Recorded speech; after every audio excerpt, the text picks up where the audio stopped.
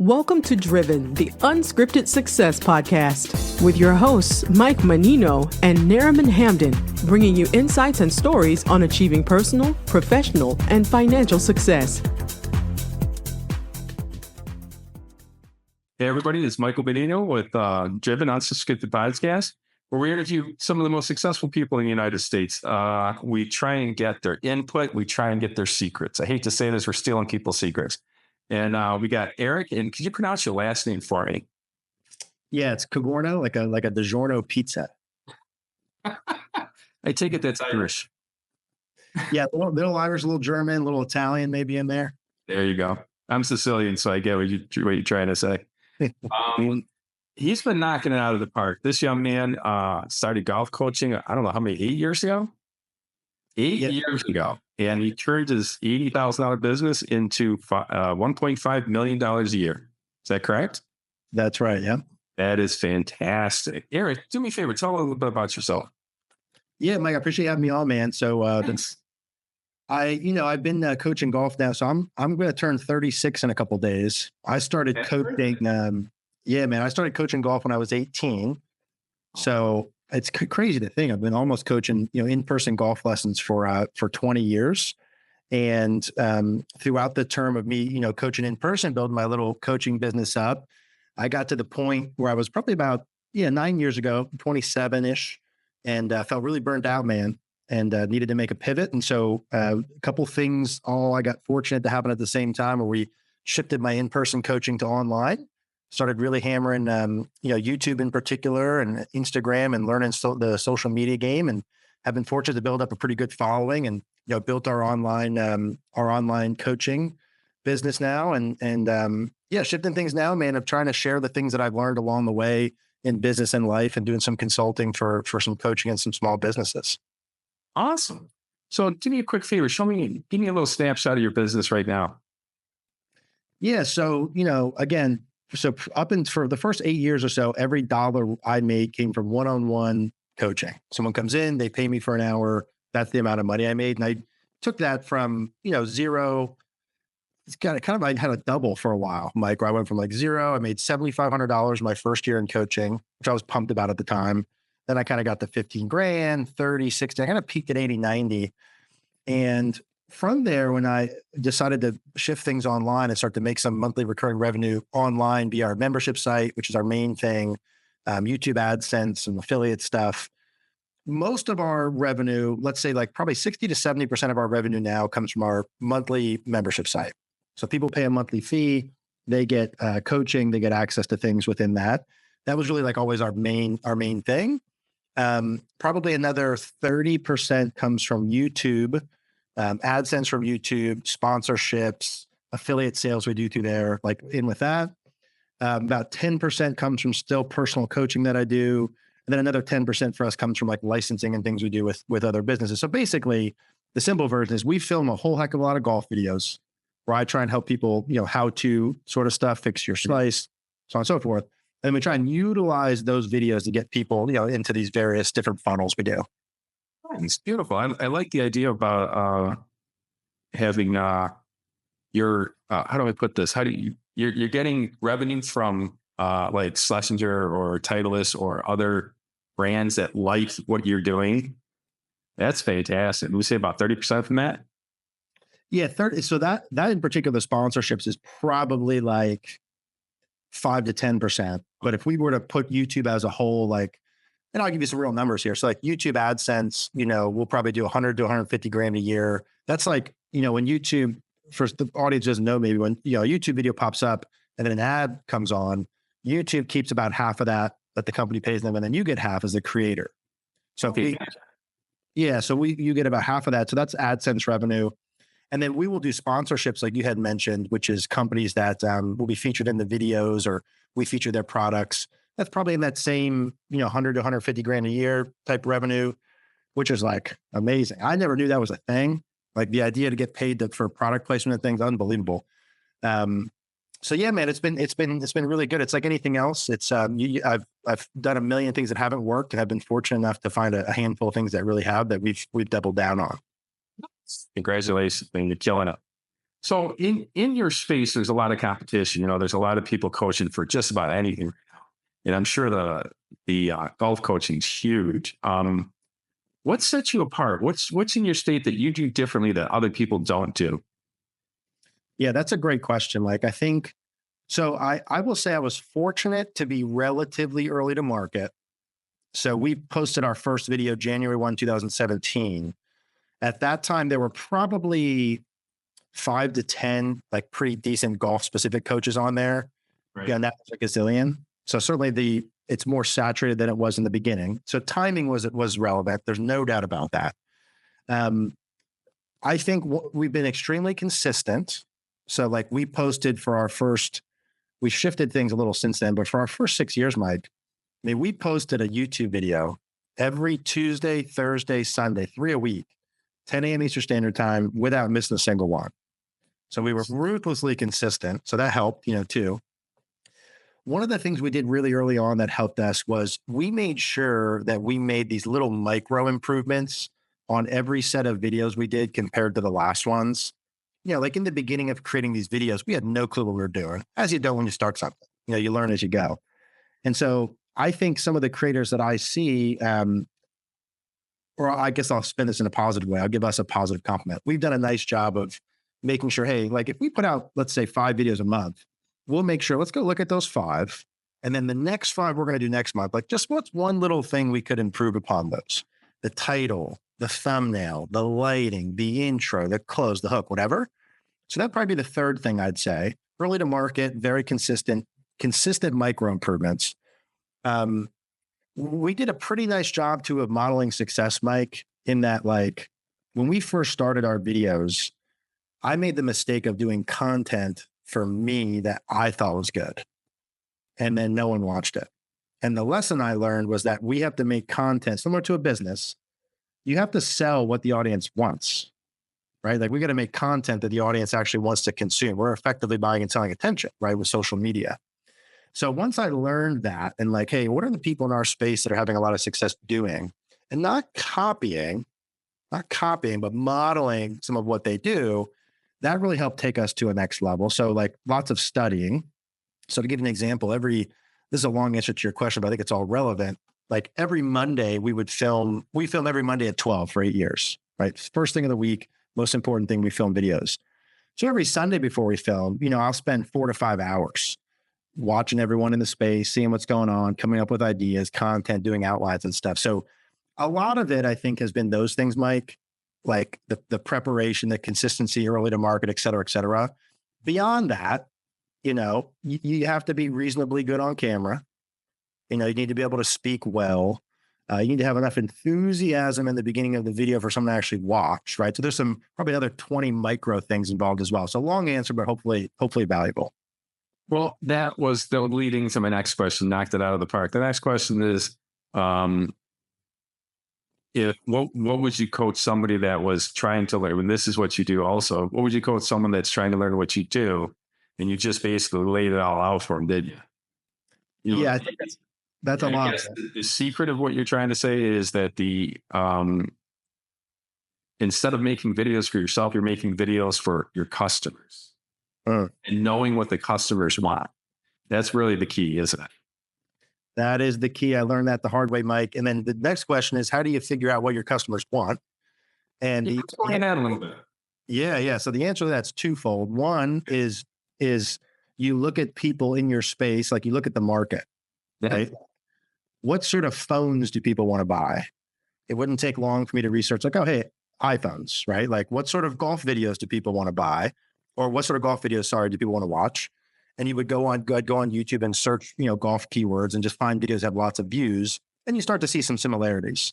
Like, okay, the topics are kind of these things. The length of videos are usually like this. Like these are the sort of people who are in the videos. These are the titles. These are the thumbnails. It's you see it by looking at other people in your space that are having success would be one. And the second micro thing, Mike, that like I did a lot in the beginning that I think those people miss is you scour the comments on those other people's channels that are having success in your space. There's so much gold in the comments. It's funny. to me, like these big companies spend so much money doing surveys, trying to figure out what their audience wants to buy, things like that. In social media, it's all there for free. Like I go in and I look at these videos that someone will post, right? And let's say someone who's got a small channel who wants to have a bigger channel in the fitness coaching space. So you go on a fitness coaching channel and you look in the comments and they tell you, they say, let's say John's got this fitness channel that's crushing. In the comments, it'll say, John, love this video. Love that you did this topic. John, would love if you did this topic. Oh, I don't like this so much, right? Like all that data is in there. So I think those are the two keys, Mike, of like modeling the success in the space and then looking in the info that the audience is already giving. Awesome. Friggin' awesome. That's awesome. That is what we call gold. We call them gold bonds. And in our industry, we drop gold bombs and try and help people out. That's a good one. Watch the comments of the videos because they'll tell you everything you need to know. That's brilliant, like that. So Eric, what is one of the biggest challenges you had to overcome in your career? You know, everybody's been where you're at, you know, has had some hurdles to Eric. What is one of the biggest things you've had to deal with? Yeah, that's a good question, Mike. I mean, a couple come to mind, right? I would say, so as a young man pre-coaching, I was very nervous, very anxious, had a lot of social anxiety. And so my first hurdle when I started coaching, you know, when you're golf coaching, you're one-on-one with a human for an hour. There's nowhere to hide, nowhere to run. You're standing there talking to them. And so that was my first professional hurdle, was like standing on a mat with a human and not being so like nervous and anxious about it. Beyond that, you know, in terms of starting my coaching to building the coaching career, you know, in the beginning, you lack skill, right? Just from not doing it at all. So certainly my first year of golf coaching was brutal, as is anything you do in the beginning. Like I had no prior skill of doing that. And so I find in coaching in particular, Mike, like typically we'll over deliver. You over give. Most of us in the beginning tend to give way too much information. You learn as you get better that less is more. So that was a hurdle, how to learn that. And then trying to take things online, you know, so I bought a camera, Mike, to do these YouTube videos. It was a Sony camera. I spent a couple $100, which to me at the time could have been $1 million. I couldn't even figure out how to like turn the camera on. Like literally, I tried to film these videos. I couldn't even figure out how to do it.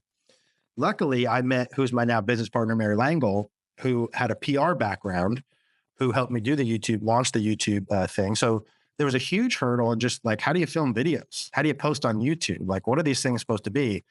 And for anyone watching, you can go to Eric Cogorno Golf and go back to oldest videos. They're still on there. And you look at the first set of videos we did and looking back now, they're brutal, but it's the best we had at the time, you know? And like, I like the mantra. I don't know who I heard it from, Mike, but like, you've got to do the first video to be able to do the second video. You've got to do the 10th video to be able to do the 11th, right? So I tell people all the time, like the first 100 are effectively just practice. So anyone who's starting a channel as you go, I think there should be zero expectation with the first 100. No one's going to watch. There's going to be some anomalies, but basically no one's going to watch. And you got to figure it out. You find your voice, you find topics, titles, what you like, what you don't like as you go. And then once you get past 100, you can start to kind of dig into the details. But I didn't know that when we first started. So another hurdle was like getting through those first 100. Like I got no idea what we're doing. We're just going to wing this thing. And to our credit, like I mentioned before, we did do a nice job of modeling success, and we made those micro improvements. So like, even if it's one little thing from the next set of videos, and you start to stack micro improvements, and you're like, man, month after month, you fix one little thing, and a couple of years later, you're like, holy cow, we got a pretty good thing going there. So that was a hurdle. And then last one, I'd say my current hurdle is we've done a nice job, you know, going from 80 grand a year to 1.5 million. We have a nice, you know, profit margin on that. Life is good. The next thing is like, how do we go from 1 to 10? And that's not so much for like what the 10 does. Frankly, it's just more of the like chase of the next thing and leveling up and getting better at things. And so that's the hurdle the mountain that I'm, you know, looking up now. Thanks. Very nice. Oh, that's awesome. And you're dropping a lot of gold. You're doing what you did in the beginning and overgiving. I love it. Yes. Sounds like everything's going pretty good in your business, and looking forward to the future. You know, a lot of professionals don't save their money. What are you doing to put your money into passive income, something that you're storing the money away for later on? That's what we try and concentrate on here, because a lot of people, football pros, they just end up spending all their money and at the end are dead. Not the way to do that. That's a good one, Mike. That's something I have not discussed yet on any podcast I've been in. So I appreciate that question. So I, as some background there, I grew up, I don't want to say poor, but definitely lower middle class. So I grew up with very, very little money. So for me, I've always been frugal just out of necessity. It really didn't grow up with any sort of like abundance mindset. It was very much like save your pennies, turn the lights off. And so I've had a very much a saving mentality, spend as little as humanly possible. But I've had a couple of shifts. So when I first started coaching and making some money, like I'll never forget, man, the first time I had $10,000 saved up, I thought I was so wealthy and rich. It was unbelievable, you know? And that wasn't that long ago. You know, that's like, we're talking, I'm gonna be 30. So we're talking like 10 years ago, right? This wasn't that long ago. So once I started to make a little money, Mike, meaning like I'd make maybe 50 grand a year, 60, 70, 80, and I lived pretty cheap. I had a couple years where I started to spend a little more. And all of a sudden I was spending as much or a little more than I was making. So I'd make 50, I'd spend 55. Then I started to make 60, and then I spent 65, right? And I got to a point where I was making that 80, 90 and had no money, like $0 saved up. And then I saw this minimalist thing happen. And I had this little minimalist phase. I watched this minimalist video and sold all my stuff, got rid of all my debt, I had like $50,000 worth of debt that I paid off in a year, and got really, really frugal and kind of enjoyed that process of like, how much can I get rid of this debt and save up, sort of thing.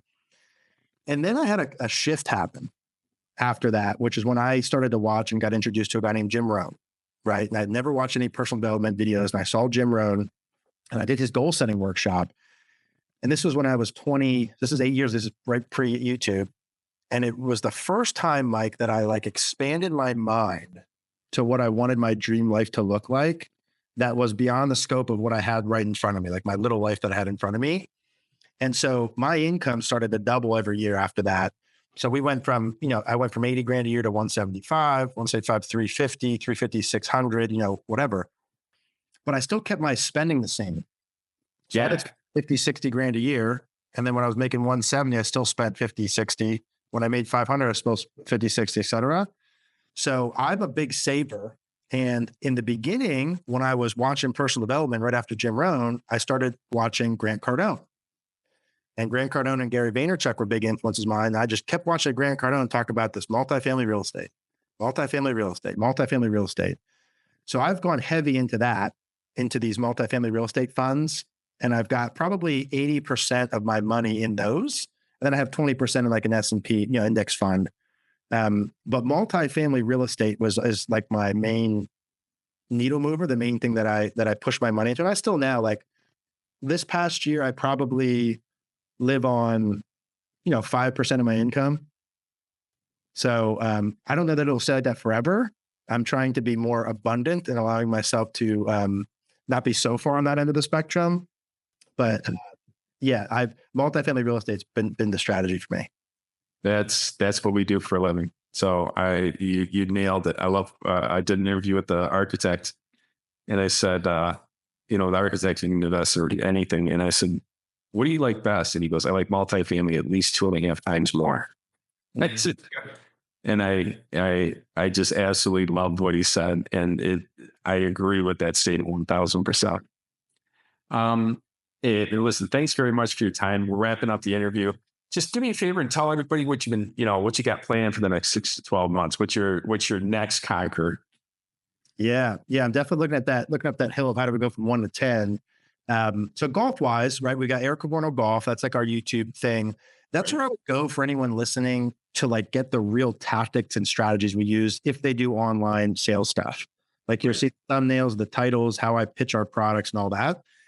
And then Mike, we just started a new channel earlier this year called Lessons I've Learned with Eric Cogorno. It's a working title, which is like personal development. That's where we do more of these style videos and life lessons and business lessons and things like that. So I've been helping, like I mentioned to you, some coaches and some people grow their online brands. And I think that's the thing that'll 10x us to the next level. And so that's what we're excited about. And we're in the early phases of that. It's funny to start something new, again, after being pretty deep into the golf stuff. And so, that's the next thing, man. Lessons I've learned with Eric Cogorno. Nice. Listen, I can't thank you enough. You dropped some gold bombs here that I've written down. Trust me. If anybody wants to get in contact with you, how can they do it? You can email, phone number, say anything you want. We'll put it on there and share it to the world. Yeah. That phone number we'll save for the VIP group, but Eric@cogornogolf.com is an easy email to get to me if you have any questions about stuff or want to chat any of the online growth strategies.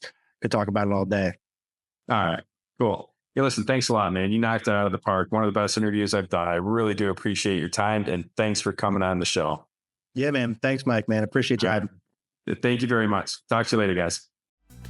Thanks for listening to Driven, the Unscripted Success Podcast. Want to share your story? Apply to be a guest at drivensuccesspodcast.com/guest.